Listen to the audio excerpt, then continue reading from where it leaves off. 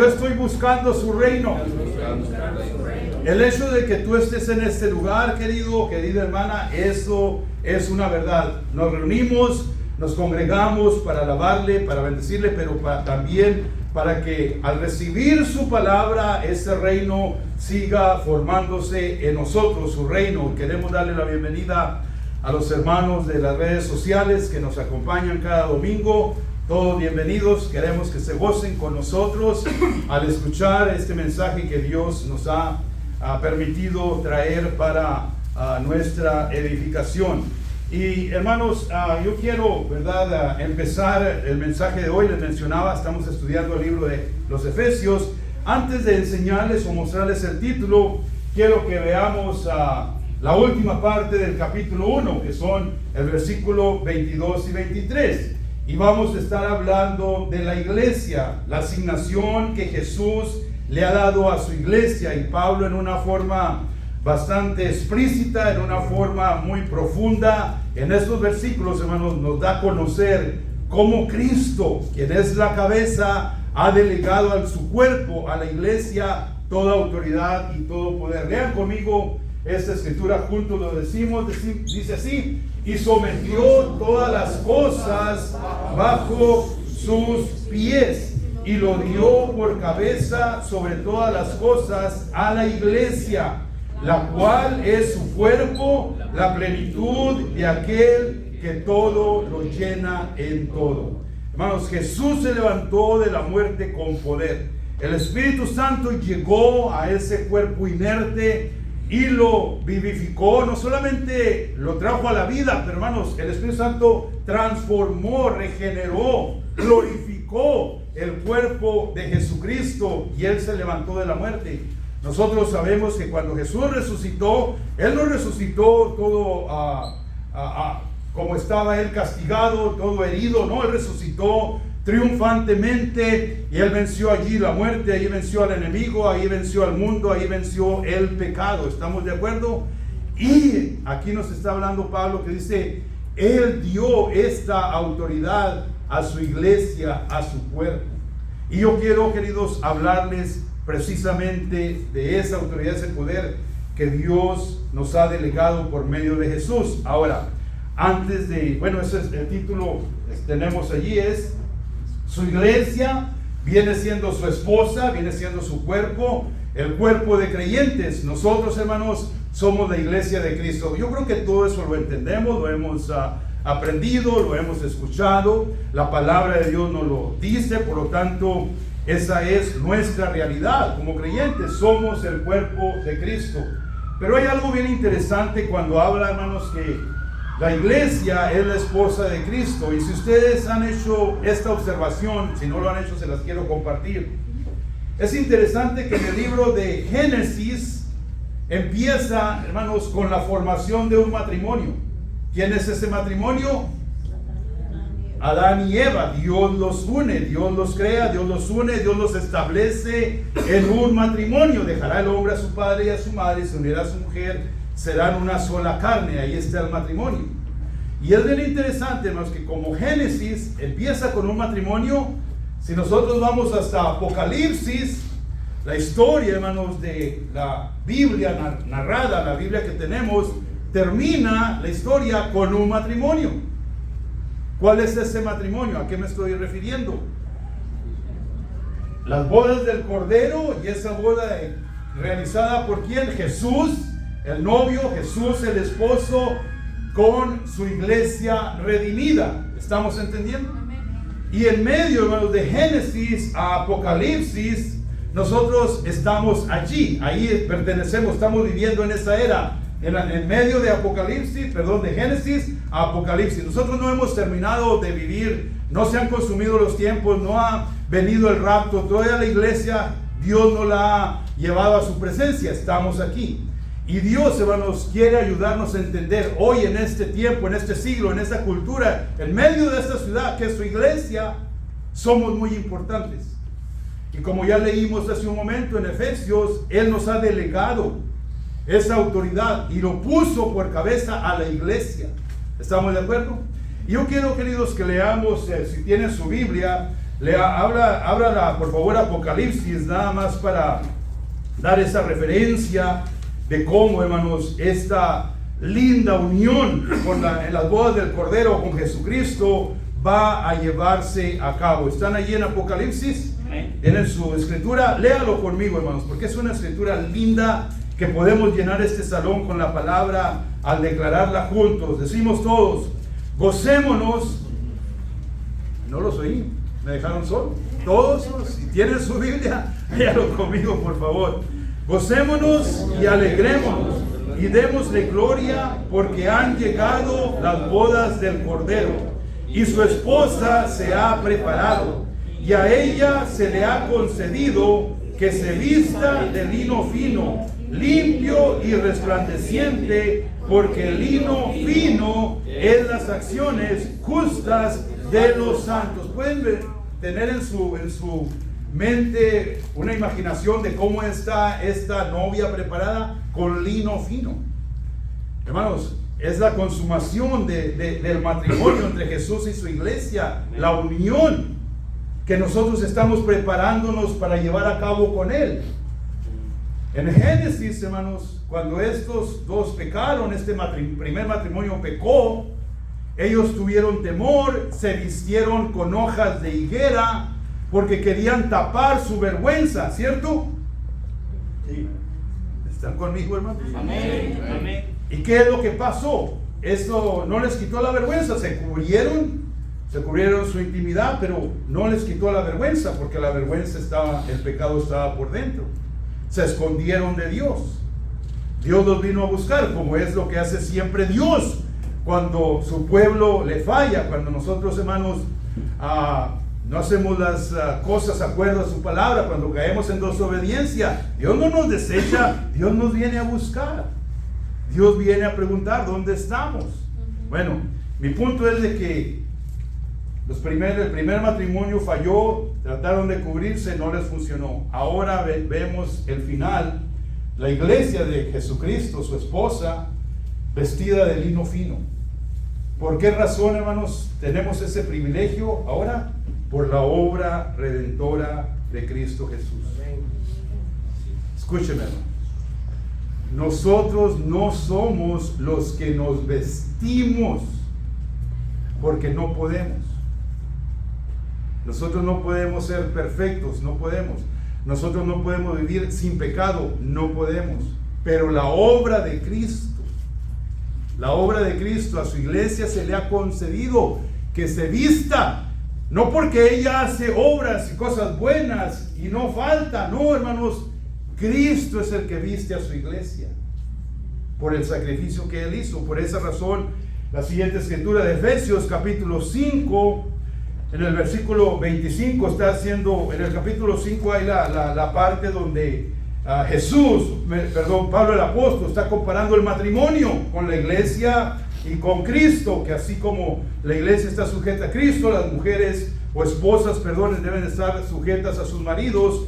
Y en Efesios 5:27 estamos hablando, hermanos, de la obra de Cristo en la iglesia. Dice, maridos, amad a sus mujeres, dice, así como Cristo amó a la iglesia. Hermanos, ¿vino el amor de la iglesia a Cristo? No, vino el amor de Cristo a su iglesia. ¿Estamos de acuerdo?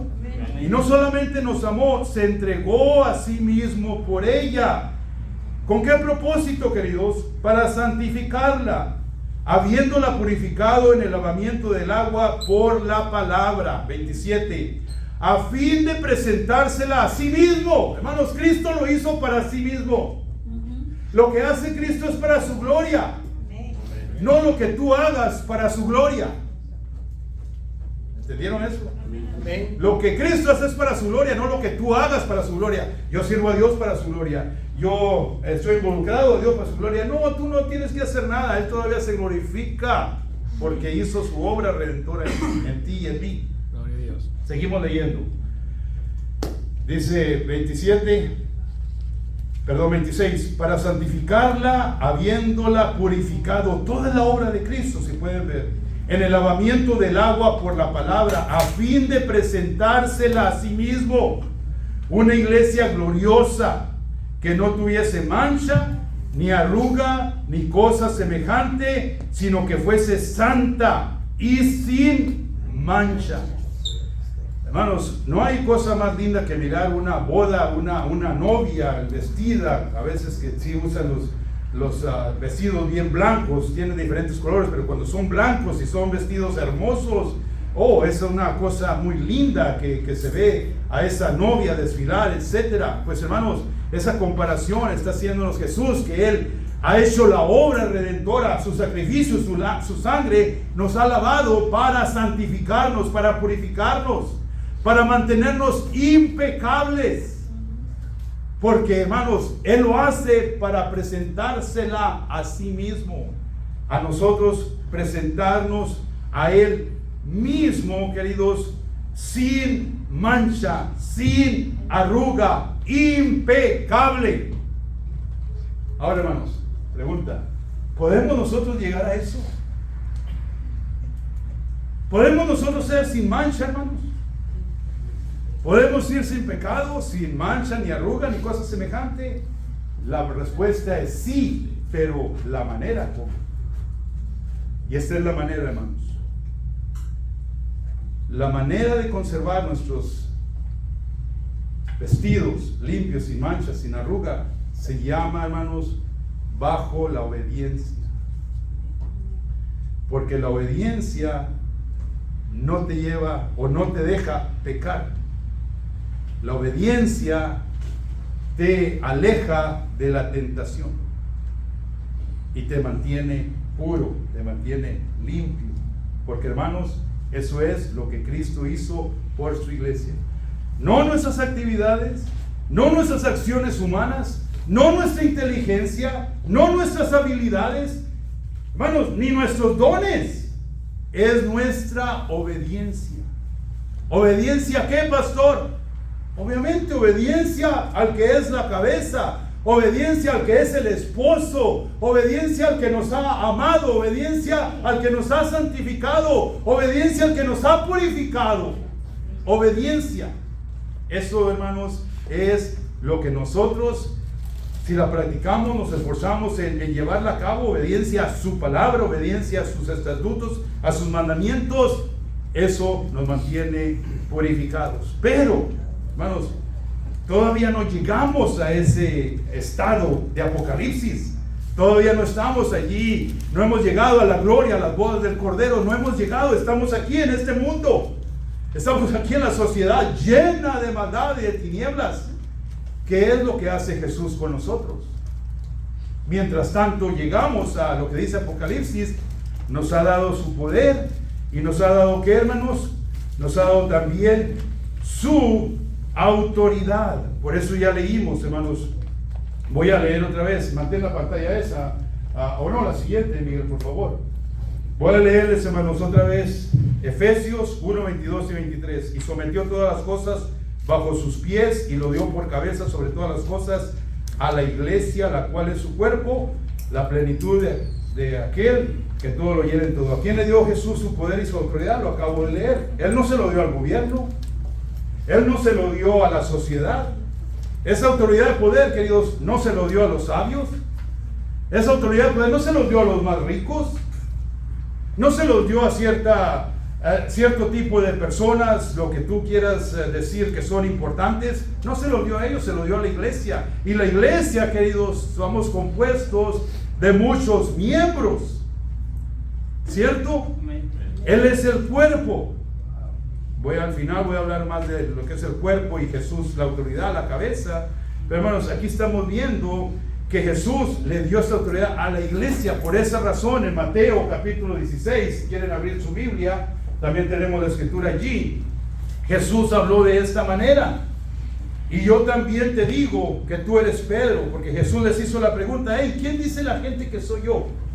¿Quién dicen las personas que soy yo? Y Pedro dijo: tú eres el Cristo, el Hijo del Dios viviente. Y Jesús le contesta: yo también te digo que tú eres Pedro, y sobre esta roca edificaré mi iglesia, y las puertas del Hades no prevalecerán contra ella. Hermanos, Jesús edifica su iglesia. ¿Quién es su iglesia? Nosotros. Entonces, ¿cuál es lo lógico de entender? Jesús nos edifica a nosotros. Sobre esta roca edificaré mi iglesia, no la iglesia de Alfredo, no la iglesia de tal pastor, no la iglesia de tal predicador, la iglesia de Cristo.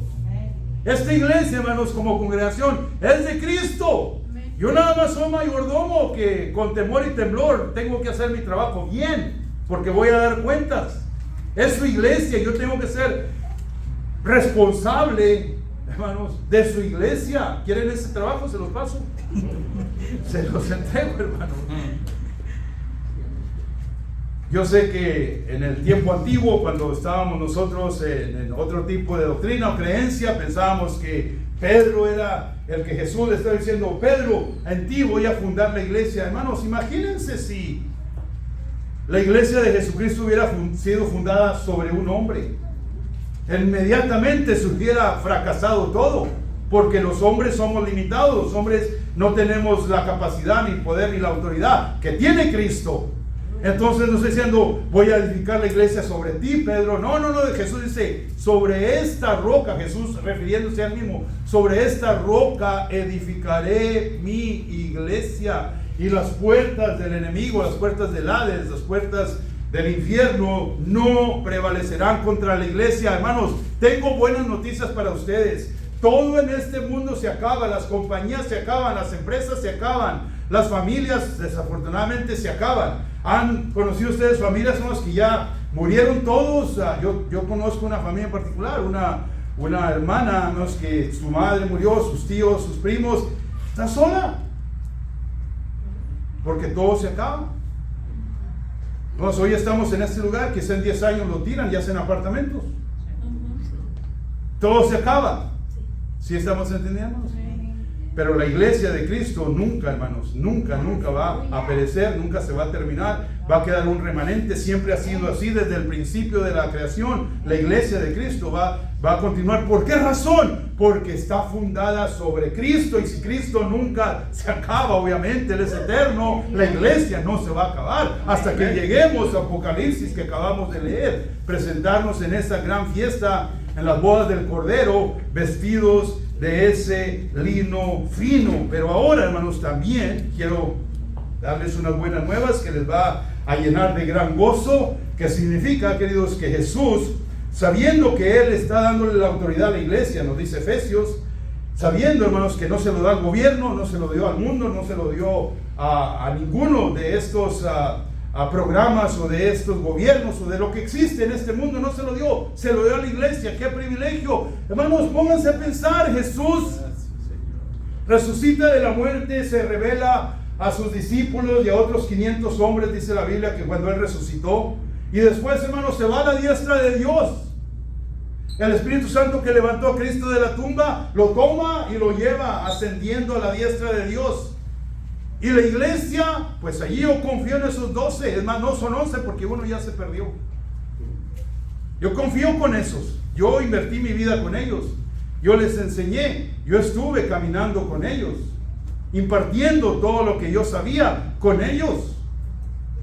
No se vayan de Jerusalén, les dijo, esperen la promesa. Hechos 1:8 del Espíritu Santo: recibiréis poder cuando venga sobre vosotros el Espíritu Santo, y me seréis, ¿qué? La iglesia, hermanos, el mandamiento de la iglesia es ser, ¿qué? Testigos. Sí. Ese es el mandamiento último que Jesús le dio a los discípulos. Y saben, hermanos, ellos fueron obedientes, gracias a Dios. Por eso estamos aquí. Por eso nosotros estamos aquí. Pero yo te hago una pregunta, hermanos. En 30 años o 40, que si tú ya no estás, y si Cristo no viene, ¿va a haber iglesia? Sí. ¿Pero va a ser por ti? No. ¿Por qué no? Amén, digan amén. Claro que va a ser por mí, porque yo no voy a continuar. Yo sé que entendieron la pregunta, hermano. No, claro que va a ser porque yo voy a hacer la tarea. El mandamiento que le dio Jesús a los discípulos me lo está dando a mí. Y puso sobre la iglesia, no le dio autoridad sobre toda potestad, sobre todo señorío, sobre todo imperio. Le dio a la iglesia esa potestad. Y claramente nos dice, hermanos, en las siguientes escrituras, las citas, si ustedes pueden ver, ahí tenemos el Evangelio de Mateo, Evangelio de Marcos, Evangelio de Lucas, Evangelio de Juan.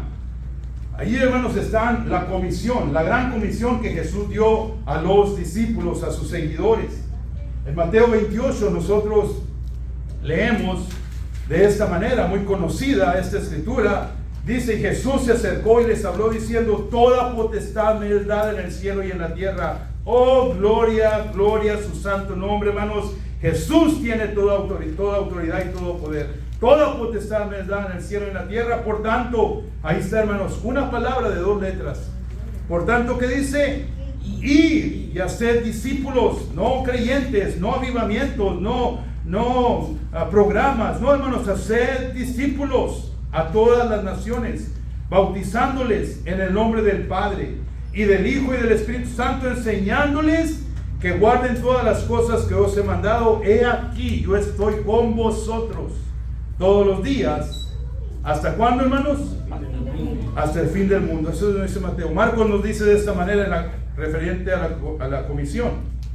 Y les dijo: id por todo el mundo y predicar el evangelio. Ahí está otra vez la palabra id. A toda criatura. El que creyere y fuere bautizado será salvo, mas el que no creyere será condenado. Y estas señales, gloria a Dios, miren, hermanos, lo que nos ha dado autoridad y poder Jesús. Y estas señales seguirán a los que creen. En mi nombre echarán fuera demonios, hablarán nuevas lenguas, tomarán en las manos serpientes, y si bebieren cosa mortífera no les hará daño. Sobre los enfermos pondrán sus manos y sanarán. Esa autoridad, ese poder, hermano, está en ti. Así es. No porque lo mereces, no porque te has portado bien, es porque si te atreves a creer. Y estas señales seguirán a los que creen, a los que creen. Y tú y yo, hermanos, somos invitados a entrar a ese hermoso equipo. Yo voy a creer, yo voy a orar sobre los enfermos. Temprano estaba una hermana muy afligida, andaba con mucho dolor. Le dije: hermana, no vamos a esperar al final del servicio, vamos a orar ahorita. Y el Señor tocó su vida. No por mí, hermanos, yo creí en mi oración, obedeciendo lo que dice la palabra. Amén. Nos dice también Lucas 24, muy semejante, dice: y que se predicase en su nombre el arrepentimiento y el perdón de pecados a todas las naciones, comenzando desde Jerusalén. Y vosotros sois testigos de estas cosas. Hermanos, Jesús no les estaba diciendo unas fábulas, no les estaba diciendo algo que él deseaba, no les estaba diciendo algo que estos hombres iban a hacer sin él haber participado. No dice: ustedes vieron lo que mi Padre me ayudó o me respaldó para hacer. Ustedes vieron los milagros, ustedes vieron las sanidades, ustedes vieron cómo la gente fue alimentada. Ustedes son mis testigos. ¿Sí o no? Dice: vayan y hagan lo mismo. Dice: y ustedes son testigos de estas cosas. He aquí, nos da el respaldo, nos da el ayudante, nos da el Paracleto, el Espíritu Santo. He aquí, yo enviaré la promesa de mi Padre sobre vosotros, pero quedaos vosotros en la ciudad de Jerusalén hasta que seáis investidos de poder de lo alto. Pregunta aquí importante, hermano: ¿Dios te ha investido de este poder? Algunos tienen duda que sí. Algunos tienen duda. Queridos, desechen la duda, quítenla de su mente y de su corazón. Dios les ha investido con este poder, si tú eres un hijo de Dios. Aquí está. Yo no lo estoy diciendo, hermanos, lo está diciendo la palabra. Y por último, Juan, el Evangelio de Juan, en cuanto a la comisión, nos dice así en el capítulo 20. Entonces Jesús les dijo otra vez: paz a vosotros. Y miren estas palabras que siguen, hermanos: como me envió el Padre, así también yo os envío. Como me envió el Padre, así también yo os envío. Y habiendo dicho esto, sopló y les dijo: recibid el Espíritu Santo. A quienes remitiere los pecados, les son remitidos, y a quienes se los retuvieren les son remitidos. Oh, tenemos poder para perdonar o no perdonar pecados. Amén. No, ¿qué poder vamos a tener nosotros para eso? ¿Morimos nosotros? ¿Morimos nosotros en la cruz para perdonar los pecados a la gente? No. Entonces, ¿por qué dice eso? Porque Él ya lo hizo por nosotros. Él lo hizo por nosotros. Si ustedes hubieran estado en la clase de evangelismo, ya los que estuvieron ahí aprendieron por qué. Pero les voy a decir a ustedes también. Miren, hermanos, cuando habla Juan allí, dice, el contexto es la gran comisión. El contexto es Jesús enviando a sus discípulos a ir y llevar las buenas nuevas. Ese es el contexto. Y las buenas nuevas de salvación, que es Jesús murió, sepultado, resucitó, está a la diestra de Dios. Esas son las buenas nuevas. En Jesús hay perdón de pecados. De tal manera amó Dios al mundo que dio a su Hijo unigénito, para que todo aquel que en él cree no se pierda, mas tenga vida eterna. Esas son buenas nuevas. Porque, hermanos, en ningún otro hombre hay salvación sino en Cristo Jesús. Mas Dios muestra su amor para con nosotros en que, siendo aún pecadores, amén, Cristo su Hijo murió. Cristo murió por nosotros. Queridos, esas son buenas nuevas. Y está diciendo Jesús en Juan: a los que le remitieron los pecados les sean remitidos. Nosotros no podemos perdonar los pecados a nadie, pero sí podemos llevar el mensaje. Y la persona, hermanos, la persona hace la decisión. Tú y yo cumplimos con ser los mensajeros. Y si esa persona dice: no, yo no quiero nada con Cristo, yo no acepto a Cristo, yo estoy bien, ok, tus pecados no son perdonados. Si esa persona dice: sí, yo reconozco que necesito salvación, yo quiero cambiar mi vida, yo estoy cansado de la manera que he vivido, tus pecados te son perdonados porque aceptas a Cristo. ¿Miran la diferencia? Por eso Juan dice: hey, a los que les perdonaren los pecados, les serán perdonados. No porque los apóstoles tenían mucho poder, no, hermanos, los apóstoles llevaban el mensaje. Que ese mensaje llevaba a la persona a hacer la decisión, como nos llevó a nosotros en un momento dado cuando nosotros nos salvamos. ¿Estamos entendiendo? Amén. En los 4 evangelios, hermanos, nos dice la importancia de lo que la iglesia de Jesucristo está comisionada para hacer. Porque, hermanos, entendemos bien el amor de Dios nosotros. Nosotros podemos ver, hermanos, que su muerte, la muerte de Jesús, fue la demostración máxima, suprema de su amor. Nadie me quita la vida, yo la entrego, yo subo a la cruz a morir por los pecados de la humanidad. Hermanos, ¿qué más amor podemos nosotros esperar de Dios? Sinceramente, hermanos, ¿qué otra cosa más poderosa existe que esa demostración? Para convencernos de que de veras, hermanos, Cristo nos ama. Dio su vida. Dio su vida. Todas las personas, los que tienen conocimiento y que trabajan y que de pronto están involucrados en la bolsa de valores, en las inversiones, en comprar acciones y todo eso, cuando ellos invierten, tienen expectativa y quieren aprender bien para que esa inversión les produzca algo de ganancia, ¿sí o no? En un banco, si no está la persona enterada de la bolsa de valores y todo eso, o no la trabaja, deposita su dinero esperando que el banco le va a dar un interés. Se lo da muy mínimo, pero le da un interés. Hay una inversión, ¿sí o no? Y en la inversión, ¿qué se espera? Ganancia. Hoy no sé cuántos graduados han venido, espero que tengamos algunos entre nosotros para orar y bendecirlos, pero déjenme les digo de una persona profesional, hablando de la inversión. Un médico tiene que estudiar muchos años de escuela y práctica y todo eso. Imagínense más que ese médico se gradúa, termina su escuela y es más, se gradúa con honores, porque existe eso. Imagínense más que ese médico salga de la escuela, por fin terminé, ya tengo mi grado, etcétera, ya tengo mi certificación, o ya tengo lo que me hace profesional y registrado, etcétera, y que, hermanos, empiece a ir a buscar trabajo a una fábrica. ¿Es malo buscar trabajo en una fábrica? No, pero ese hombre invirtió años, dinero, sacrificio, Imagínense más que se vaya y diga, no, pues yo me voy a ir a una fábrica y que él no pueda obtener el fruto de su inversión y su sacrificio. ¿Qué vamos a pensar de esa persona? Oye, algo anda mal contigo. Jesús invirtió su vida. Su vida, su vida. ¿Qué hay más grande que eso que nos puede dar Jesús? ¿Qué hay más grande?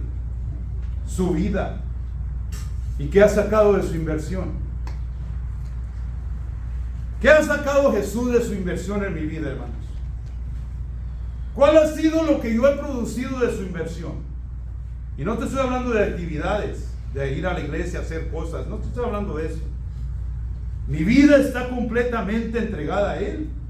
Está rendida a Él y yo hago la decisión radical que todo lo que Jesús a mí me diga, yo lo voy a obedecer porque Él dio su vida. Él invirtió todo, hermanos, en mí. La muerte de Jesús es la demostración suprema de su amor, pero tengo buenas noticias para nosotros.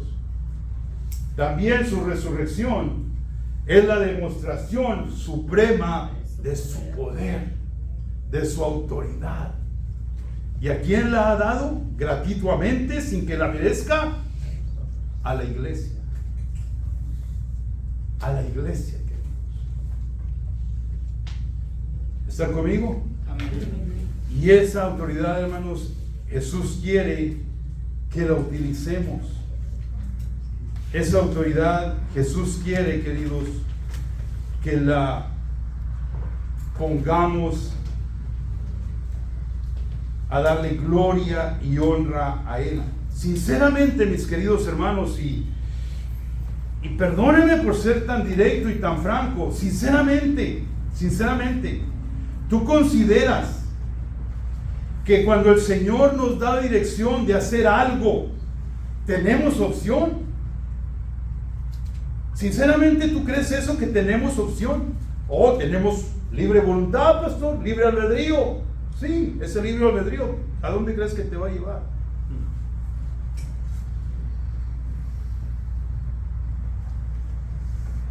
La siguiente pantalla nos dice, hermanos, volviendo a repetir los últimos 2 versículos de Efesios: sometió todas las cosas bajo sus pies, de su cuerpo, y lo dio por cabeza sobre todas las cosas a la iglesia, la cual es su cuerpo. Déjenme hablar del cuerpo de Cristo, hermanos.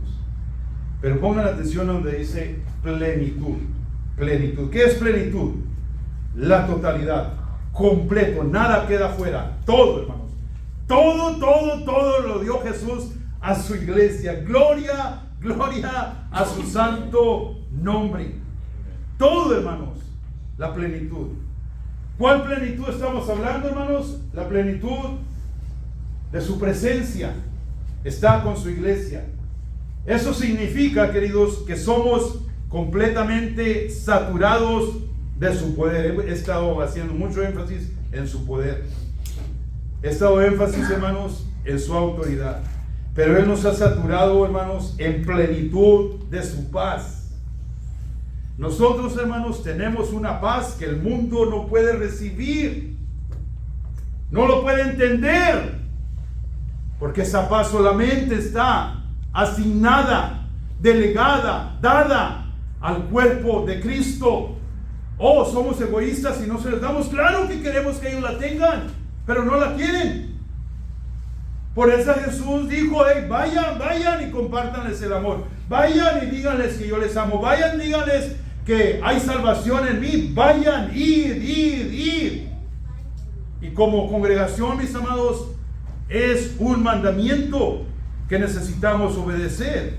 La plenitud significa toda su potestad. La plenitud significa todo su dominio dado a la iglesia. La plenitud significa, hermanos, vida abundante. Vida abundante. No estoy hablando de vida física. Estoy hablando de vida espiritual abundante. Satanás viene a robar, matar y destruir. Jesús dijo: pero yo he venido, ¿a qué, hermanos? A darles vida, y vida en abundancia. Es tiempo, mis amados, es tiempo de que dejemos de operar como nos enseña el sistema del mundo. Nosotros no somos de este mundo, vivimos aquí, pero no somos de aquí. Somos la iglesia de Cristo, que un día, hermanos, vamos a estar en su presencia. Les voy a dar un ejemplo muy ilógico que van a reírse, pero para darles a conocer más la importancia de lo que es el cuerpo de Cristo obedeciendo a la cabeza, que es la autoridad. El cuerpo, hermanos, son muchos miembros. Yo tengo 10 dedos en mis manos, gracias a Dios, mírenlo bien, no tengo 6, tengo 10, 5 y 5, en mis pies igual, les prometo, no me quito el zapato, pero tengo 5. ¿Okay? Tenemos muchos miembros. Tengo una nariz con 2 orificios que no son iguales. Está raro, pastor, ¿qué es Marcial? No, tú estás igual, también no son iguales tus orificios. Tus ojos no son iguales. Uno es más grande que otro. No, van a ir al espejo, a ver, déjame, sí. No es algo malo con tu cuerpo, así estamos formados, así Dios nos hizo. Okay. Son dos miembros iguales, pero no son iguales. Amén. Quiero llegar a algo con eso, hermanos, por eso. Tenemos miembros, brazos, piernas, ojos, oídos, cabello, etcétera, nariz. Imagínense, hermanos, esto. Imagínense esto. Estamos hablando de la autoridad. Jesús, el cuerpo, es su iglesia. Imagínense, hermanos, que la mano, yo tengo unas manchas del sol en mi mano. Imagínense que la mano le diga al cerebro: cerebro, cabeza, dile a ese ojo que no me mire tan feo la mano. ¿Verdad que es tan ilógico? ¿Quién va a pensar eso? Hay desavenencia, ¿sí o no? Entonces, queridos, ¿por qué no comprendemos? ¿Saben a dónde voy con esto? ¿Por qué no comprendemos que todos somos miembros diferentes del cuerpo de Cristo y cada uno tiene su función? Y un miembro no puede criticar a otro miembro o decirle a la cabeza que, oh, cabeza, dile a ese pie que camine para allá, yo ya no quiero irme con él, que la pata, perdón, la pierna, siga caminando por allá sola. Es imposible, eso es ilógico. Y hermanos, estoy hablándoles de la unidad del cuerpo de Cristo, que debemos de estar unidos, debemos de estar caminando a la misma manera, a la misma dirección, al proceso que nos lleva a Cristo como cuerpo. Él es la cabeza. Si cuando Cristo, hermanos, dice ir por todo el mundo, cuerpo, ir por todo el mundo, porque dice, oh, yo no quiero, eso no es para mí, eso a mí no me interesa, yo no soy de eso no me cae a mí. ¿Es justo? Ríanse. No es justo, hermanos, que el cuerpo le diga a la cabeza lo que quiere hacer. Imagínense que viviéramos en el Antiguo Testamento. No sirve, deséchalo. Robó, córtale la mano. Adulteró, al paredón, a las piedras. Mató el animal de su vecino, trae el animal de él. Ese era el Antiguo Testamento, hermano. Hoy no estamos, gracias a Dios, en el Antiguo Testamento. Hoy estamos bajo la gracia. No abusemos de la gracia, queridos. No abusemos de la gracia. Pastor, me está juzgando. No, querido, no. La palabra de Dios nos está hablando. Él, hermanos, está listo, deseoso, añora darnos toda la abundancia de su presencia, la abundancia de su poder, de su autoridad, la abundancia de paz que tanto necesitamos como el cuerpo de Cristo. Queridos, vamos luchando contra la corriente. Recordemos eso. Somos la luz que vivimos en un mundo lleno de tinieblas, pero no debemos de estar en las tinieblas, queridos, porque donde tú vayas como luz, las tinieblas tienen que ceder, las tinieblas tienen que desaparecer, porque tú tienes la luz de Cristo. Amén. Pero es necesario, hermanos, que ya desechemos la mentira del enemigo que nos dice: tú no puedes, tú no tienes capacidad, tú no estás preparado, tú no esto, tú no lo otro, tú no lo otro. Pone allí tú la palabra. Ya el diablo, hermanos, está muy acostumbrado, amañado a mantenernos bajo ese yugo de temor, de vergüenza, de mentira, ¿cómo se llama la palabra? Dios mío, se me escapa, de mantenernos apartados, separados. Yo hago mi cosa, no se metan con mi vida. Es mi vida, no te metas con ella. Yo me voy a meter en tu vida, hermano, predicándote la palabra. Ese es mi trabajo, esa es mi responsabilidad. De decirte, hermanos, levantémonos, caminemos en un mismo sentir. El cuerpo camina junto. No se desbarata por todas las direcciones, no. Caminamos juntos porque Jesús nos ha dado esta preciosa, hermanos, autoridad, la plenitud de aquel que todo lo llena en todo. Gloria a Dios. Amén. Amén. Y ahí concluimos el libro, capítulo 1 de Efesios. Ahorita vamos a orar. Quiero darles un poquito de capítulo 2. Vamos a iniciar. Capítulo 2, versículo 1 nos dice, hermanos, y Él nos dio vida juntamente con Cristo. Amén. Amén. Cuando estábamos muertos en vuestros delitos y pecados. Vamos a recordarnos cuando, hermanos, Cristo nos salvó. Dice delitos y pecados. Delito significa rebelión. Pecado, desobediencia. Éramos rebeldes, hermanos, por naturaleza, rebeldes sin causa. Y éramos pecadores. Pero Cristo, hermanos, nos dio vida cuando estábamos en esa condición. Oh, gloria sea a su santo nombre. Pero ese es el próximo domingo. Iniciaremos el capítulo 2 de Efesios. Son 6 capítulos, hermanos. Ahí tenemos hasta diciembre del año que entra para acabar. Bueno, depende de lo que Dios quiera, ¿verdad? Con nosotros. Pero estamos viendo versículo a versículo. Vamos a orar. Padre, en el nombre de Jesús te damos gracias. Señor,